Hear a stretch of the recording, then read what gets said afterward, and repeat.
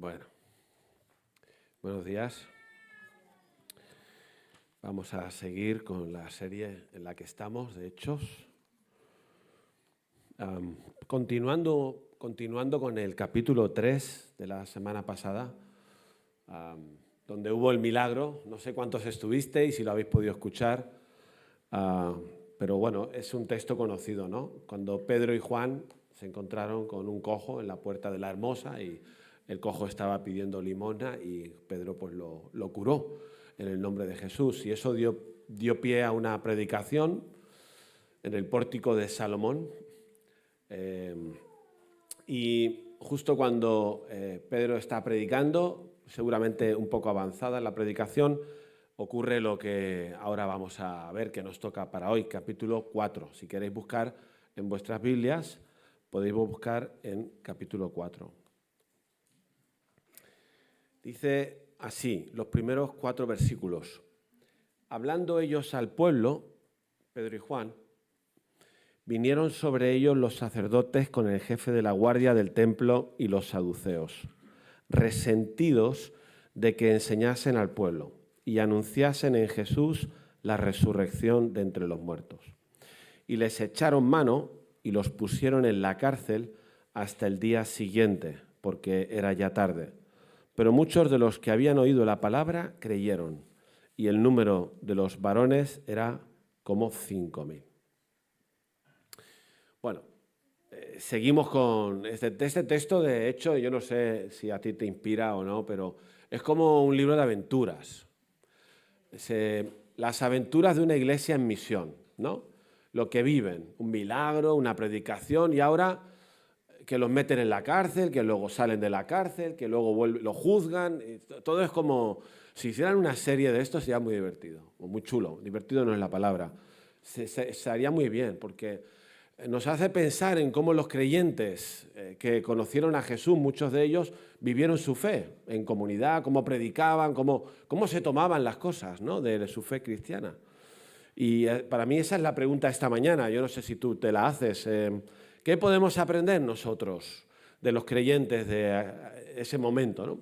Y en el caso de hoy, ¿qué podemos aprender de unos creyentes que empiezan a sufrir lo que llamamos la persecución, una oposición? De hecho, hemos leído que van a la cárcel, Pedro y Juan, por estar predicando, ¿no? Entonces, bueno, hemos antes ya dicho un poquito lo que había pasado, el milagro, la predicación, y aquí ahora aparecen unos personajes que creo que los conocéis. Pues los sacerdotes estaban en el templo, ojo con este dato, estaban predicando Pedro en el templo, en el pórtico de Salomón, que es un poquito hacia afuera, pero era el templo, ¿no? Claro, aparecen allí los sacerdotes. ¿Qué está pasando aquí? ¿Qué es toda esta movida? ¿Cuánta gente, ¿no?, aquí escuchando? Y estaban los saduceos, que eran uno de los grupos líderes religiosos, normalmente relacionados con la casta de los sacerdotes, y también aparece la policía, la Guardia Civil del templo, pues que están allí porque eso es su responsabilidad. Si hay una aglomeración de gente, si están tapando los accesos, pues la policía tiene que entrar en acción, ¿no? Dice el texto que uno de los motivos, al menos quizá no solo el hecho de que estuvieran predicando Pedro sobre el cómo se había curado el cojo en el nombre de Jesús, y estaba predicando el Evangelio, pero aquí el texto nos dice que hubo un punto en el que los saduceos estaban resentidos, dice, de que anunciasen en Jesús la resurrección de entre los muertos. Era un punto particular de la predicación de Pedro que les sentaba mal a los saduceos, porque no creían en la resurrección, no creían en la vida después de la muerte. Es curioso esto, ¿no? No creían en ángeles, no creían en demonios, no creían en lo que pudiera parecer sobrenatural. Algunos dicen que eran como los liberales de esa época en cuanto a la doctrina, ¿no? Solo creían en los 5 primeros libros de la Biblia. De hecho, lo que vemos en el capítulo 3 es que efectivamente cuando Pedro predicaba, dijo claramente, versículo 15 del capítulo 3, dice: matasteis al autor de la vida, a quien Dios ha resucitado de los muertos. De lo cual nosotros somos testigos. Claro, Pedro y Juan eran testigos de haber visto a Cristo muerto y Cristo resucitado. ¿Cómo no podían hablar de la resurrección de Jesús si es lo más poderoso y lo más fuerte que había pasado en aquel contexto? Dice, de hecho, el capítulo nuestro 4, que no vamos a poder leer en completo, pero al finalizar el capítulo 4 acaba diciendo, y con gran poder, versículo 33, los apóstoles daban testimonio de la resurrección del Señor Jesús y abundante gracia era sobre todos ellos. Los saduceos no creían en la resurrección. ¿Qué pasó entonces cuando están allí, se presenta la policía, los saduceos, que los meten en la cárcel? ¿Por qué? Porque dice el texto que no había tiempo para organizar un juicio y convocar al concilio y hacer un juicio en condiciones. Entonces van a la cárcel y al día siguiente los van a juzgar. Entonces vamos a seguir la lectura ahora, ¿va? Hasta el 13, del 5 al 13. ¿Qué pasa entonces? Aconteció al día siguiente que se reunieron en Jerusalén los, fijaos, el equipazo de jueces que se reúne para juzgar a Pedro y a Juan. Dice, los gobernantes, los ancianos, los escribas, el sumo sacerdote Anás y Caifás, Juan y Alejandro, que no sabemos quiénes eran, y todos los que eran de la familia de los sumos sacerdotes. ¿Sí? Vaya equipazo. Era normal, porque ¿qué estaba pasando? Estaban predicando en el templo acerca del Jesús que acababan de crucificar hacía días. Entonces, ¿qué está pasando aquí? O sea, ellos se lo toman fatal, ¿no? No, de hecho, la multitud no estaba allí solo por la cuestión del cojo. Lo que estaba pasando es que estaban predicando, ¿no? Entonces, seguimos. Los pusieron en medio, poniéndolos en medio, versículo 7, les preguntaron, ¿con qué potestad o en qué nombre habéis hecho vosotros esto? ¿Con qué autoridad habéis hecho esa curación del cojo, ¿no? Y atentos a la respuesta de Pedro, ¿no? Dice, entonces Pedro, lleno del Espíritu Santo, les dijo, gobernantes del pueblo y ancianos de Israel, puesto que hoy se nos interroga acerca del beneficio hecho a un hombre enfermo, de qué manera éste haya sido sanado, y aquí esto es alucinante. Yo creo que es de lo que te puedes quedar, si quieres, ¿no? ¿Cómo contesta Pedro lleno del Espíritu Santo? Dice, sea notorio a todos vosotros y a todo el pueblo de Israel que en el nombre de Jesús de Nazaret, en el nombre de Jesucristo de Nazaret, a quien vosotros crucificasteis y a quien Dios resucitó de los muertos, por él este hombre está en vuestra presencia sano, ¿no?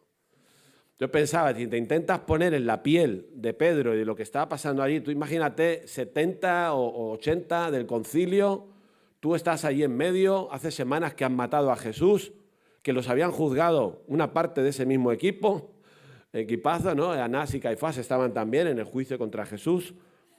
Y Pedro, que había traicionado al maestro, delante de todo el mundo dice, en el nombre de Jesús, se ha curado este cojo. ¿Tiene narices o no? O sea, se la está jugando fijo. Y luego añade algo, pues dice, este Jesús, gracias al cual se ha salvado ese hombre, es la piedra rechazada por vosotros los edificadores, la cual ha venido a ser cabeza del ángulo. Es una cita del Salmo 118, versículo 22. Y en ningún otro hay salvación. Este versículo yo de pequeño aquí nos lo enseñaron. Es de esos que te sabes, ¿no? Y en ningún otro hay salvación porque no hay otro nombre bajo el cielo dado a los hombres en que podamos ser salvos. Fíjate qué respuesta, de Pedro. Lleno del Espíritu Santo, ¡pah!, le suelta la verdad pura y dura. Fíjate cómo acaba lo que vamos a leer hasta aquí, vamos a leer el 13. Entonces, viendo el denuedo de Pedro y de Juan, y sabiendo que eran hombres sin letra, era gente sencilla, que no tenía estudios, y del vulgo, de los pescadores, se maravillaban y les reconocían que habían estado con Jesús. O sea, que la gente misma decía, ostras, qué fuerte, ¿no? Este Pedro aquí hablando de esta manera del nombre de Jesús y sin tener letras, sin tener estudios, hasta ha citado un salmo del Antiguo Testamento, ¿verdad? Bueno, el texto sigue, luego les prohíben una vez que ya lo han juzgado, no se atreven a condenarles porque el cojo estaba allí dando vueltas. ¿Qué vamos a hacer, no? Lo dice el texto. Había una prueba irrefutable de que algo había pasado milagrosamente allí. Era una señal. Entonces, lo único que les dicen es que les prohíben. El concilio dice, mira, os dejamos ir, pero prohibido hablar más de Jesús, ¿vale? Ellos contestan que haremos lo que queramos, porque no vamos a hacer caso a los hombres antes que a Dios, y entonces los amenazan. Le dicen, os vais para casa, pero estáis amenazados, ¿vale? Así es como sigue el texto. Entonces, aquí la pregunta del principio que yo me hacía era, bueno, ¿qué podemos aprender, no, de esta historia, del capítulo 4, que luego se va repitiendo, porque el capítulo 5 se repite la misma historia exactamente igual? Van a la cárcel, un ángel los suelta, etcétera, etcétera, se van convirtiendo más personas, la iglesia va creciendo, los creyentes dan testimonio, tienen vida en comunidad, son llenos del Espíritu Santo, las aventuras de la iglesia primitiva en misión. Eso es. ¿Qué podemos aprender? Tengo 4 puntos o 4 enseñanzas que podemos aprender. ¿Cuál es la primera? La primera es que si la iglesia es fiel al Evangelio, siempre tendrá oposición. Si la iglesia es fiel al Evangelio, siempre tendrá oposición. Siempre habrá oposición frente a la iglesia o frente a la predicación del Evangelio que la iglesia está llamada a hacer. La iglesia y el creyente, si tú y yo, cristianos, ¿no? Los que seamos cristianos, que estemos aquí, somos fieles al Evangelio, vivimos el Evangelio es nuestro estilo de vida, se nota la diferencia, hablamos de lo que creemos, predicamos el Evangelio, algún tipo de oposición tendremos. Según el texto en el que estamos, ahí vemos la oposición porque los saduceos se enfadan. ¿Por qué? Por lo que están oyendo. A la gente no le gusta escuchar algunas cosas. A ellos no les gustaba escuchar que hay resurrección de entre los muertos. Puede que dentro de la predicación del Evangelio haya gente que no le guste algo, pues que el hombre es pecador. A lo mejor a alguien no le gusta y eso va a provocar un rechazo, ¿no? Que necesitas un Salvador o que solo Cristo es el que salva. Habrán cosas del Evangelio que generan oposición. Los saduceos se opusieron al mensaje predicado por Pedro.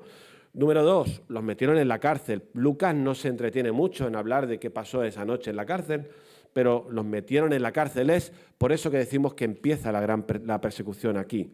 Los meten en la cárcel. Convocan el concilio para juzgarles con lo que eso impone. Después de contestar, los prohíben. El versículo 18, les prohíben hablar de Jesús y cuando contestan que no se van a callar, versículo 21, los amenazan y los sueltan. Ahora, esto de la persecución o de la oposición era una cosa que ya Jesús había anunciado, ¿no? En Marcos capítulo 13, versículo 9, dijo Jesús, pero mirad por vosotros mismos porque os entregarán a los concilios y en las sinagogas os azotarán y delante de gobernadores y de reyes os llevarán por causa de mí para testimonio de ellos. Y es necesario que el evangelio sea predicado antes a todas las naciones. Pero cuando os trajeren para entregaros, no os preocupéis por lo que habéis de decir, ni lo penséis, sino lo que os fuere dado en aquella hora, eso hablad, porque no sois vosotros los que habláis, sino el Espíritu Santo. Fíjate que Jesús ya anunció que serían entregados en concilios, que serían juzgados, que lo pasarían mal, e incluso que serían interrogados. Pero que no tengáis miedo de lo que tenéis que hablar, porque el Espíritu Santo os lo dirá. Y esto es lo que pasó con Pedro. Pedro, lleno del Espíritu Santo, contestó ante la pregunta lo que tenían que contestar. ¿A quién le gusta la oposición o que lo persigan? Si le preguntáramos a los cristianos que están perseguidos de verdad, no como nosotros, pues seguramente les dirían que no les gusta. Podrán decir que es un orgullo sufrir por causa de Cristo, no sé si todos diríamos eso, pero a nadie le gusta. Hay gente que ahora está en la cárcel, hay gente que ha muerto, hay gente que se ha tenido que ir de su país, hay gente que ha dejado un trabajo o lo ha perdido, hay gente que su familia no le habla en algunos países, ¿no?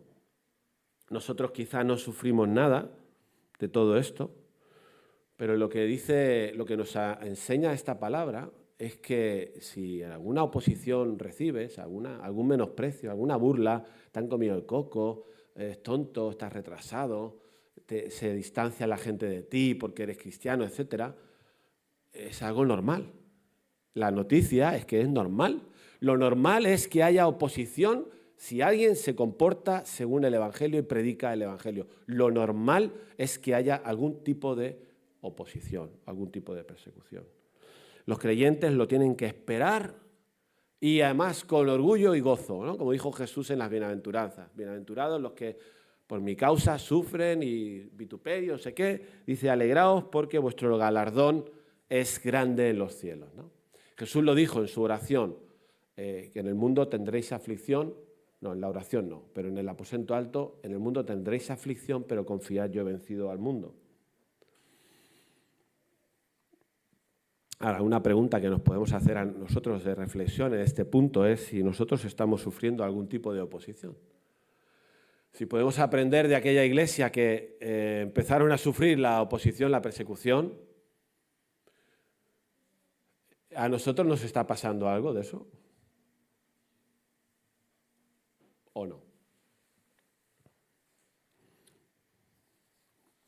Y si no nos pasa, ¿por qué será? ¿Estamos siendo cristianos que vivimos el Evangelio en el día a día? ¿Que nos comportamos conforme al Evangelio? En el trabajo, en la comunidad de vecinos, etcétera. Que hablamos de que somos cristianos, que hablamos de Jesús, que predicamos el Evangelio. ¿Somos cristianos que están haciendo eso o no?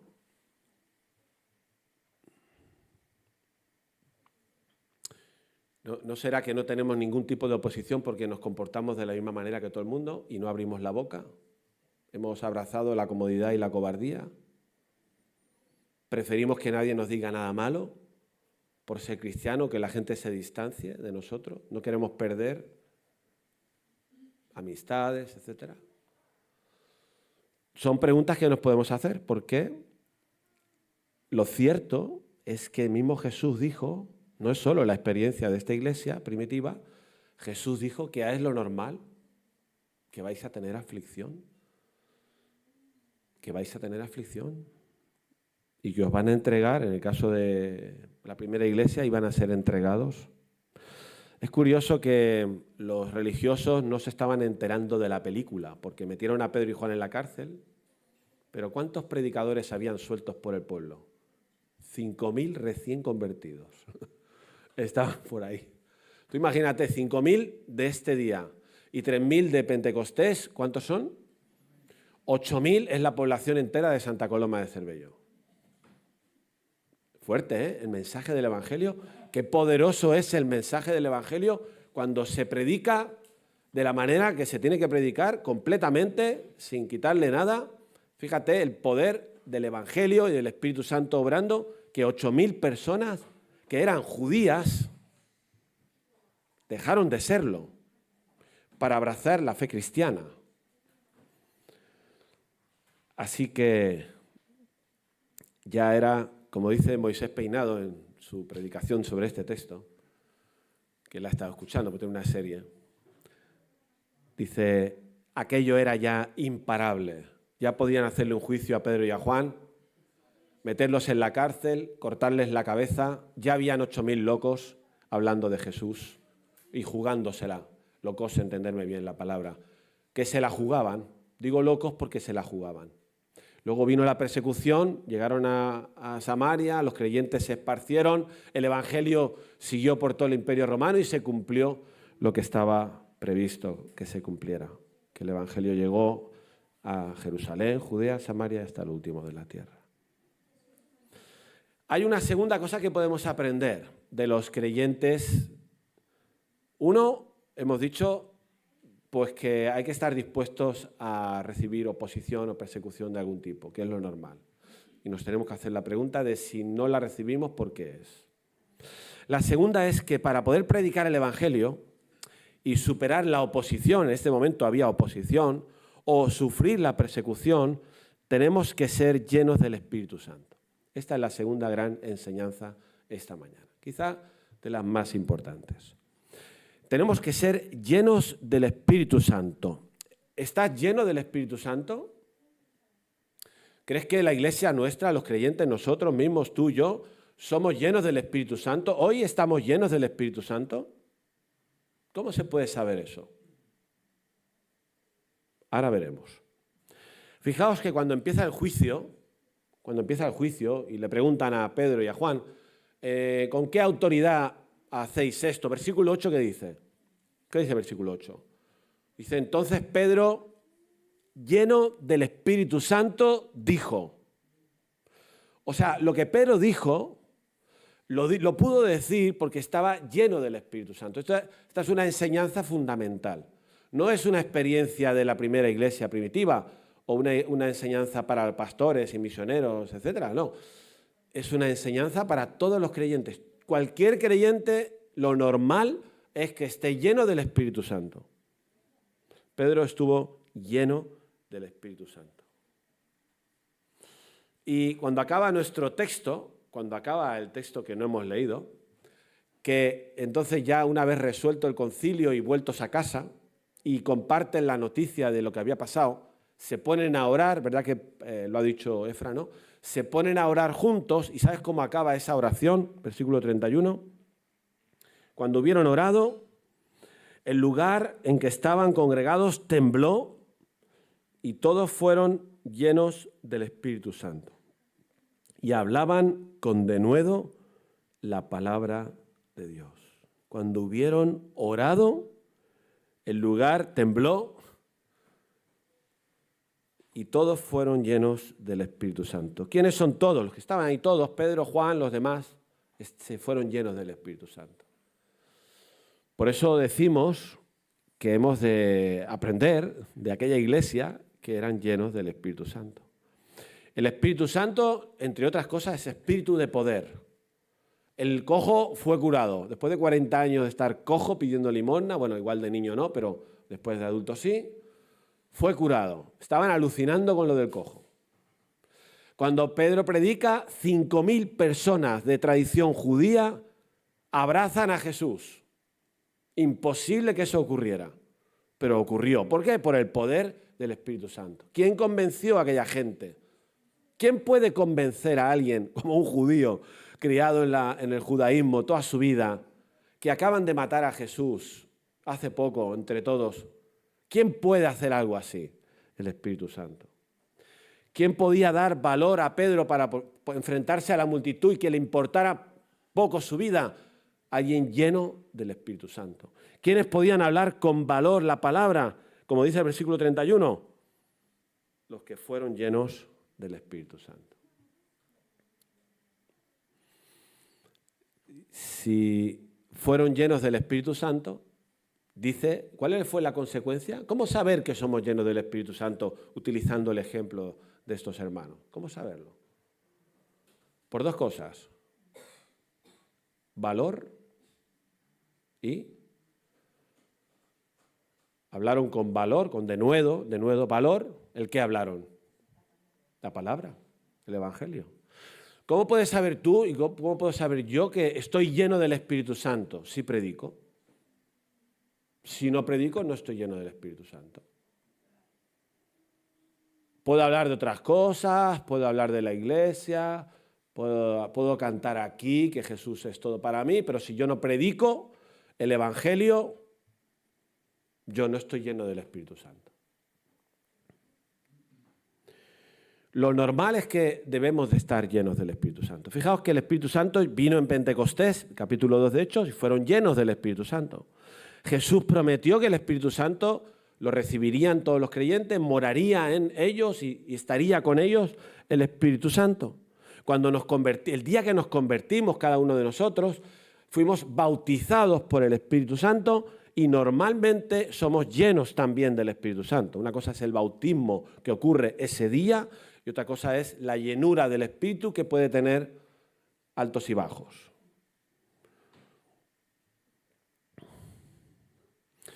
En el momento, por dar una clave, en el momento que por la predicación del Evangelio Jesucristo se convierte en tu persona favorita, estás lleno del Espíritu Santo. cuando Cristo pasa a ser el centro, cuando Jesús es la persona más admirada por ti, cuando decides entregarle tu vida, cuando quieres seguirle, estás lleno del Espíritu Santo. Eso ocurre en la conversión, ¿verdad? Normalmente cuando nos convertimos, esto es lo que pasa. Y somos llenos del Espíritu Santo. Por eso hablamos con naturalidad del Evangelio, y es lo que estaban haciendo estos creyentes, llenos del Espíritu Santo. Dice Efesios 5:18, no os embriaguéis con vino, en lo cual hay disolución, antes bien, sed llenos del Espíritu. ¿Qué significa esto? Que este tema de ser lleno del Espíritu no es una historia que nos cuenta Lucas de los creyentes de Hechos, que no tiene nada que ver con nosotros. Pablo, en su carta, tal como nos explicó muy bien Isaac Ruiz, hemos de ver en las cartas la enseñanza que aprueba o confirma la enseñanza que podemos sacar de Hechos. Pablo dice que tenemos que ser llenos del Espíritu. No os embriaguéis con vino, pone el ejemplo este del vino, porque cuando te emborracha, no sé cuántos se han emborrachado aquí alguna vez, mejor que no lo hagáis, pero si alguien se ha emborrachado, pues sabe que el vino te controla, no eres dueño de lo que haces. Caminas mal, piensas mal, dices más cosas de lo que debes, ¿verdad? ¿No? ¿Cuántos os habéis emborrachado que lo sabéis? No puedes abrir la llave bien de casa, te tropiezas, etc. Hace gracia, pero lo que está diciendo aquí es que no os embriaguéis con vino, sino que en vez de que nos controle el alcohol, nos controle el Espíritu Santo. Que seamos llenos del Espíritu Santo, que sea el Espíritu Santo en nosotros que nos guía, que nos hace acertar en la llave, nos ayuda a caminar bien, etcétera, etcétera. Por lo tanto, esto es un mandamiento. ¿Qué se necesita? Me acuerdo de una predicación de Jaume Llenas, muy buena, en Rey de Reyes. Él decía que el Espíritu Santo nos llena porque esa es su tarea, es llenarnos, no es que haya que hacer algo especial. Cuando uno se convierte, es lleno del Espíritu. Ahora, ¿qué puede hacer que ya no seamos llenos del Espíritu? Básicamente dos cosas. Una, cuando Cristo ya no es el centro, nuestra máxima admiración, y lo son otras cosas, ya no estamos llenos del Espíritu Santo. Y cuando hay pecado. El pecado estropea la llenura del Espíritu Santo. Hace que el Espíritu Santo se entristezca. No nos llena, se entristece. Por lo tanto, ¿cómo podemos ser llenos del Espíritu Santo? Todo aquello que apunta a que Cristo sea lo que tiene que ser, todo lo que sea conectarnos con Él, todo lo que es leer la palabra, todo lo que es orar, todo lo que es alabar a Dios, todo lo que es adorar, todas las disciplinas espirituales, todo lo que nos acerca a una comprensión de Jesús como lo más importante en nuestra vida, y no solo de Él, sino de su obra también, porque esto va de la mano de todo esto. No es solo que en el nombre de Jesús, que creían en el nombre de Jesús, sino que era gente, la gente que está llena del Espíritu Santo. ¿Sabes por qué fueron llenos del Espíritu Santo? Porque oraron. ¿Y por qué oraron? ¿Sabes qué pidieron? Valor para predicar la palabra. Estaban metidos en la misión de Jesús. No es solo que admiramos a Jesús, es que estamos metidos, implicados, involucrados en la misión que Jesús nos da, y entonces estamos llenos del Espíritu Santo. Y ojo con esto, porque esto es fácil que no vaya bien en nuestra vida. A lo mejor tú estás aquí y un día Cristo sí fue tu prioridad, pero hoy no lo es. Igual estás soñando con otras cosas, estás pensando en otras cosas, estás más enamorado de otras cosas que de Jesús. Y ya no es tu prioridad, no estás lleno del Espíritu Santo, pero la Biblia dice que tenemos que estar llenos del Espíritu Santo, hay que corregir la prioridad. Habrá que quitar lo que esté ocupando el lugar de Jesús y volver a ponerlo en su sitio. Y fijaos, digo, no es difícil que esto pase a un cristiano. ¿Por qué? ¿Cómo empezó Hechos 1:7? Los discípulos de Jesús que estaban con el Jesús resucitado, ¿qué prioridad demuestran que tienen allí en Hechos 1:7 o 1:6-7? ¿Vas a restaurar el reino a Israel en este tiempo? ¿Cuál era su prioridad? ¿Una prioridad política? ¿Seguía siendo una prioridad nacionalista? ¿Cómo era la prioridad de los discípulos que habían conocido a Jesús, lo ven resucitado justo antes de ascender y le dice, ¿vas a restaurar el reino a Israel ahora? ¿Nos vas a liberar de los romanos? ¿Qué contesta Jesús? No os toca a vosotros saber los tiempos o las sazones que Dios tiene en su sola potestad. Mas recibiréis poder cuando venga el Espíritu Santo y me seréis testigos. Esa es vuestra prioridad. Otras cosas no son nuestra prioridad. Ni las cuestiones políticas, ni los nacionalismos, ni muchos otros temas que uno puede fácilmente convertir en prioridad en tu vida. Eso no es la prioridad. Pero recibiréis poder y me seréis testigos en Jerusalén, Judea, Samaria y hasta el último de la tierra. Esa es vuestra prioridad. Creo que es importante recordar esto porque para ser lleno del Espíritu Santo, que viene para ayudarnos a ser testigos, no tiene sentido que venga a llenarnos si nosotros no queremos ser testigos de nada. ¿Sí o no? Si estamos viviendo para las vacaciones solamente y nada más, ¿para qué vamos a recibir el Espíritu Santo ni ser lleno del Espíritu Santo? Si el Espíritu Santo te tiene que llenar para que alumbres, para que yo alumbre, para que hable del Evangelio, para que predique con valor, para que no me importe la oposición ni la persecución. Que seamos valientes como lo fueron nuestros hermanos de esa época. Y si pecamos, como decía Jaume Llenas, arreglemos el pecado lo más rápido posible. Jaume decía que ser lleno del Espíritu Santo es como el fluir de un río, el agua de un río, ¿sabéis? ¿Verdad que el agua por un río fluye de forma natural? El agua no dice, quiero fluir, no, ya fluye sola. El río no le anima, no, fluye, va, el agua va. Ahora, ¿y qué pasa si cae una roca de 3 toneladas en medio del cauce del río? O un árbol que bloquea el fluir, ¿no? ¿Qué haces para que siga fluyendo? Pues le sacas la roca. Sacas la roca, sacas el árbol y ya está. Podemos ser siempre llenos del Espíritu Santo. Depende mucho de nosotros, de lo que hacemos, para alimentar la idea de que Cristo es lo más importante y la misión que Cristo nos da también. Y cuando limpiamos, porque pecamos, es así, pecamos, entonces limpiémonos del pecado. Tercer tema que podemos aprender de estos hermanos. Pues fijaos, igual es un poco redundante, ¿no?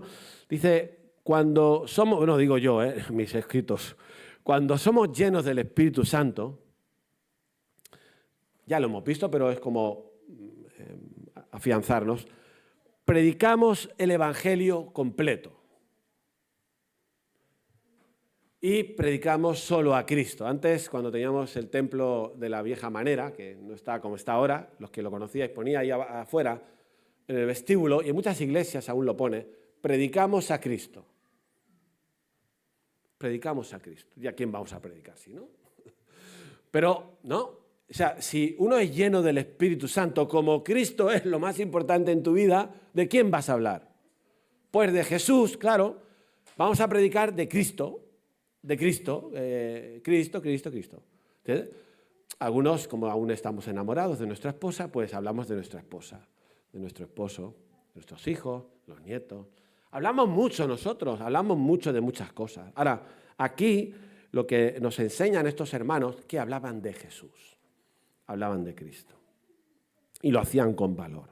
Fíjate, vamos a volver a repetir las palabras que Pedro dice en su respuesta. Dice, sea notorio a todos vosotros y a todo el pueblo de Israel que en el nombre de Jesucristo de Nazaret,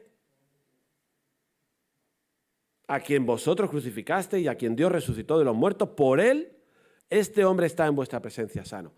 Cuando predicó Pedro, en el capítulo 3, lo hizo diciendo, no os penséis que somos nosotros. No somos nosotros los que han curado al cojo. No es que tenemos una varita mágica, no es que se nos ha subido algo a la cabeza. No. En el nombre de Jesús. Que quede claro que el milagro se debe a Jesús. De lo que se tiene que hablar es de Jesús. De hecho, usa ese texto del Salmo 118, 22. A este Jesús de quien estoy hablando, es la piedra. Esto tuvo su punto bueno para los judíos, ¿no? citar las Escrituras del Antiguo Testamento. Este Jesús es la piedra rechazada por los judíos, los líderes, pero que ahora, la piedra del edificio, que ahora viene a ser la piedra angular, que es Cristo. La principal piedra del edificio, de la iglesia, del nuevo pueblo, la nueva realidad de Dios, es Cristo. Y acaba ya, pues, con una frase radical. Y en ningún otro hay salvación. Esto es fuerte, ¿eh? Muy fuerte a los judíos decirle esto, que estaban acostumbrados a que se iban a salvar pues cumpliendo la ley, etcétera, etcétera, etcétera, haciendo un montón de ritos, decirles que en ningún otro hay salvación, porque no hay otro nombre bajo el cielo dado a los hombres en quien podamos ser salvos. Y se la estaba jugando, ¿eh? Esto, decir, Cristo, o sea, ¿qué pasa? ¿Que ahora tenemos que dejar nuestra religión de toda la vida para seguir a Jesús? Pues sí, se le está diciendo esto. ¿Es fuerte esto? Hombre, hoy en día no habría que hacer esto, no habría que ser más sincréticos, sincretistas, simpáticos, empáticos. Bueno, un poquito de templo, un poquito de Jesús, vamos a ir combinando la jugada, ¿no? Pero Pedro no dice esto, Pedro es muy claro. Por lo tanto, Pedro tiene claro de quién hay que hablar, quién es el protagonista. Y habla del Evangelio, porque dice, no hay nadie en quien podamos ser salvos. ¿De qué? ¿Salvos de qué? No lo dice claramente, pero sí lo dice. ¿Por qué necesitamos un Salvador? ¿Por qué hace falta alguien que nos salve? ¿Será por nuestra maldad? ¿No? ¿Será por tu pecado, por mi pecado? ¿Será por el egoísmo, el orgullo que hay en el ser humano? Lo está diciendo Pedro. Necesitamos a alguien que nos salve porque no somos tan buenos, ni los judíos que estaban allí, aunque eran la mar de religiosos. Eran tan religiosos que se sabían todo de memoria, la Torá, la Biblia, iban al templo por la mañana, por la noche, a todas horas. Pero necesitaban ser salvos por su maldad. Y Cristo, el Cristo que dice Pedro, que vosotros crucificasteis y a quien Dios resucitó de los muertos, este es el que os salva. Y os salva así. Os salva siendo crucificado y os salva siendo resucitado. Esto es el Evangelio completo. No hay otra manera, no hay otra persona, no hay otro nombre. No hay ningún papa, ni la Virgen, ni los santos, ni los pastores evangélicos, misioneros, Mahoma, Buda. No hay nadie, ni menos Putin, ni Trump, ni el chino, como se llame. No hay nadie en quien podemos ser salvos. No hay nadie más. Si tú tienes confianza en alguien en este momento, pues estás equivocado. Porque no hay nadie bajo el cielo en quien podemos ser salvos, solo en el nombre de Jesús. Cuando reconocemos nuestra maldad y nuestro pecado y creemos que Él murió en la cruz por ellos y que ha resucitado. No es la iglesia evangélica la que salva, ni la católica, ni la ortodoxa, ni ninguna. Es Jesús. Entonces la pregunta para nosotros, el reto, ¿no? Intentando convertir cada enseñanza en un reto para ti, para mí. ¿De quién hablamos nosotros? ¿De quién hablas tú con la gente? ¿De quién hablo yo?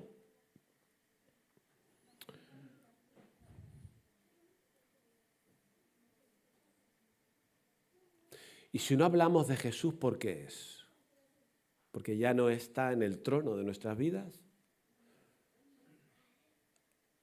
¿Ya no estamos llenos del Espíritu Santo? ¿Tenemos más miedo al que dirán que hablar de aquel a quien amamos más que a nadie? ¿Por qué no hablamos de Jesús?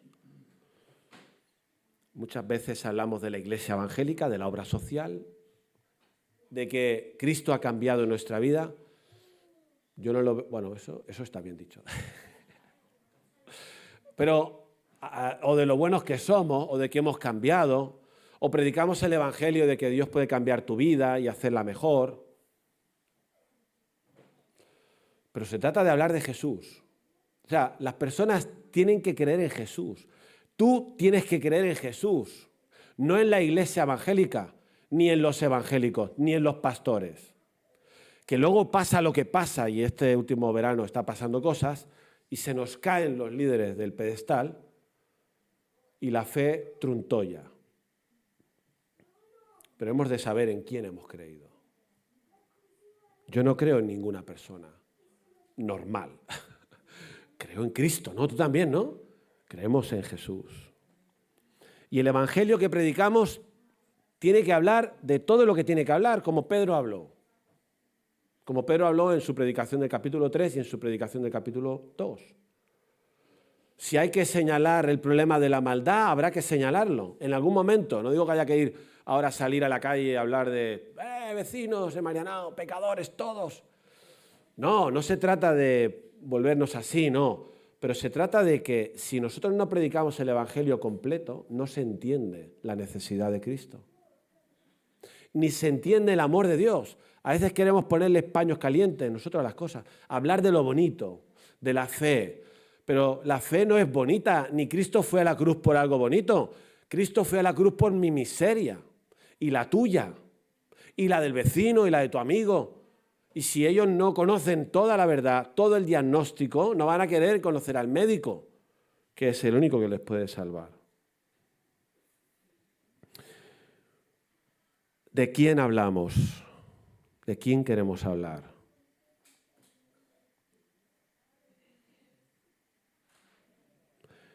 Por último, en cuarto lugar, frente a la misión y frente a las amenazas o la oposición, la Iglesia necesita estar unida en oración. ¿Sí? Así acaba, no lo hemos leído, pero lo vamos a leer. Así acaba nuestro texto.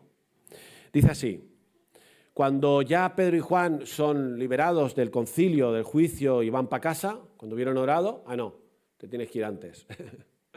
Tienes que ir para atrás, al versículo 23, ya puestos.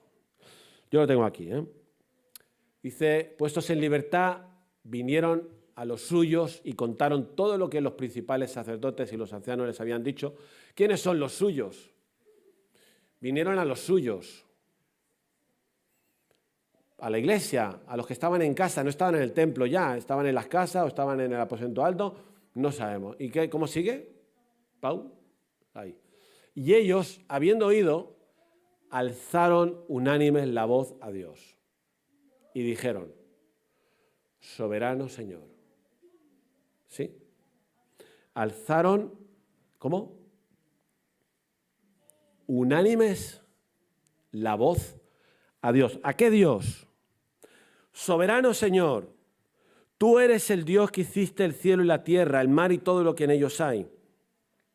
Otro salmo, que por boca de David tu siervo dijiste, ¿por qué se amotinan las gentes y los pueblos piensan cosas vanas?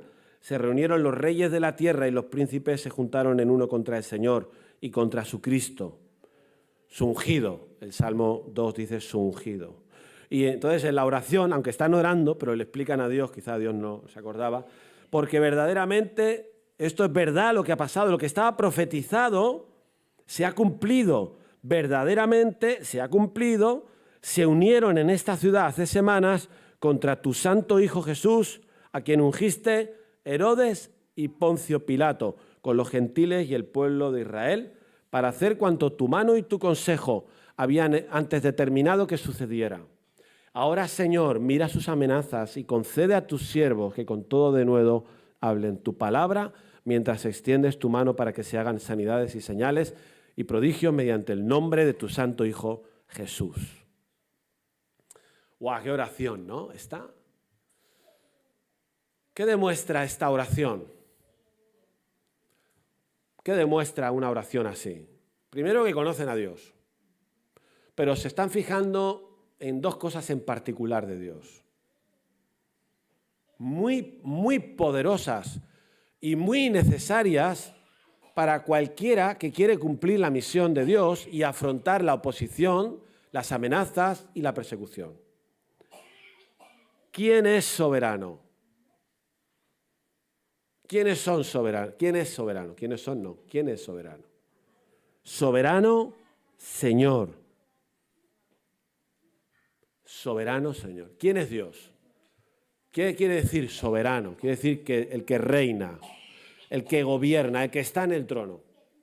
Mira que se han unido Poncio Pilato, se han unido Pilato con... ¿El otro cómo era?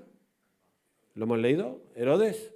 Se han juntado Putin con Trump, Herodes y Pilato, para cargarse a Cristo, pero ellos tienen muy claro que quien está encima de todo eso es el Dios soberano. Soberano Señor. Soberano Señor. ¿A quién hablan? Al soberano. Cuando tú crees que Dios es soberano y que está por encima, lo demás es secundario. Soberano Señor. ¿Cómo sigue? Perdón. Tú eres el Dios que hiciste el cielo, la tierra, el mar y todo lo que hay. ¿Qué significa esto? Que Dios es creador y todopoderoso, todopoderosísimo. O sea, fíjate lo que se necesita para orar bien, solamente y para superar la oposición y la amenaza. Creerte, primero conocer a Dios, no sé cuántos conocemos a Dios, es bueno conocer los atributos de Dios. La soberanía de Dios es muy importante, el Dios creador es muy importante, el poder de Dios es muy importante. Porque si no, la vida se tambalea frente a las amenazas, a la oposición, a lo que pase, a lo que te digan, a tus miedos. Tú tienes tus miedos, tú tienes tus vergüenzas.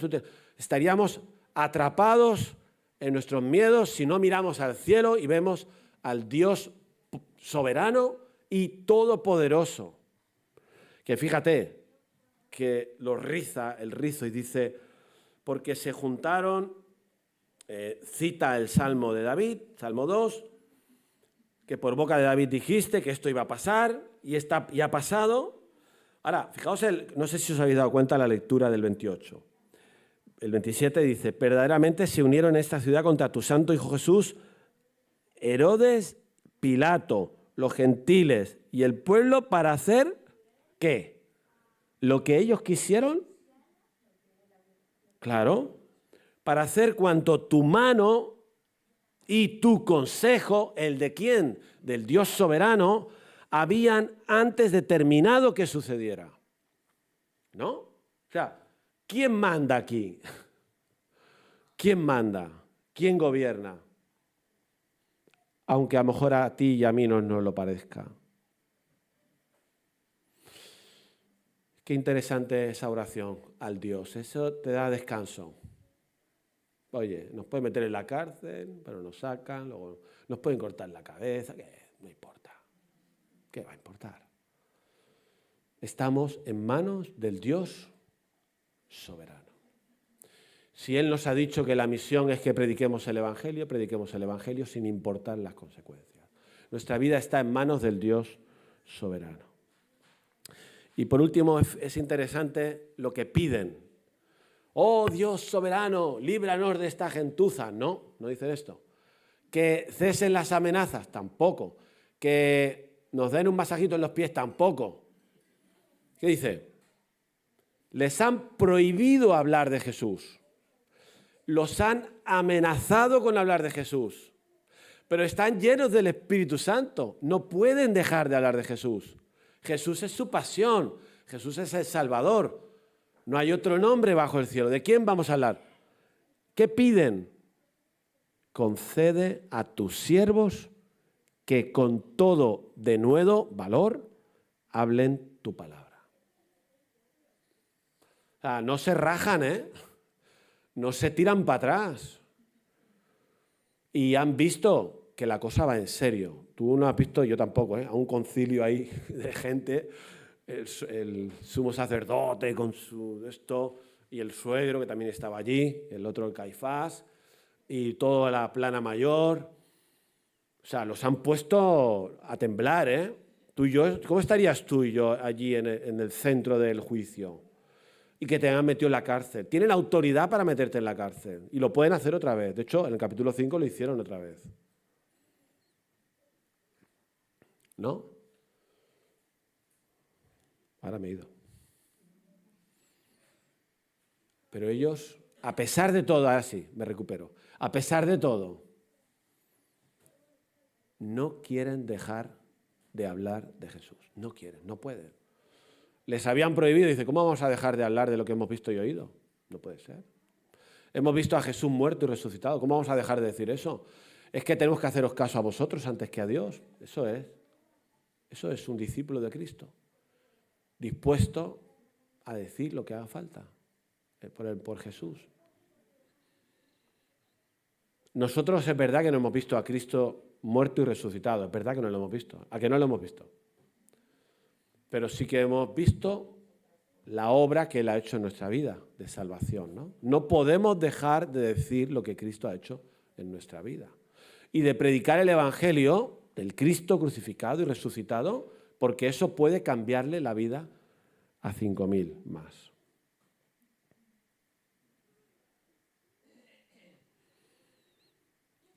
Estas son las aventuras de la iglesia del primer siglo.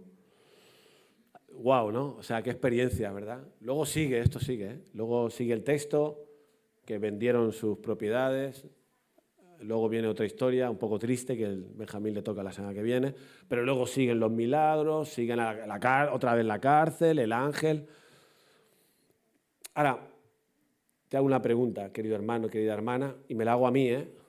Porque yo noto mucho en mi carne cómo podemos perder la prioridad en Cristo y en la misión. O sea, yo lo noto muy fácil. Al final, las cosas que este mundo me ofrece, lo que me pide el cuerpo a mí, lo que me dicen que me va a hacer feliz en esta vida, me lleva a gastar tiempo, dinero, etcétera, y sin darme cuenta, o dándome cuenta, estoy más conectado a otras cosas que a Jesús. Al final, tus sueños no tienen que ver con el reino de Dios, ni mis sueños, con que gente conozca al Salvador. O sea, fácilmente lo pierdo. Por eso es tan importante esta oración ahora. Probablemente nosotros no estamos amenazados de muerte por hablar de Cristo. Nosotros estamos tentados a dejar de hacerlo por otros motivos. Por eso esta oración que ellos hicieron es muy actual para ti y para mí. No sé cuánto os gustaría acabar este culto reconociendo nuestra necesidad de orar para que Dios nos dé el valor de predicar a Cristo. Si ya lo estás haciendo, pues que siga la cosa. Que seamos llenos del Espíritu Santo, pero acabaron orando. Oye, el lugar tembló.